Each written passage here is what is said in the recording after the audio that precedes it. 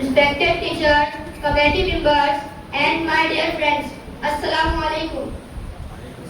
We all gather celebrate to 79th Independence Day of our country. We got freedom on 15th August 1947.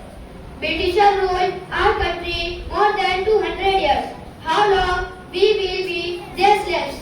Our great leaders Mahatma Gandhi, Pandit Nehru, Maulana Azad, and other leaders fought with them. They were sent to jail, but they did not lose courage.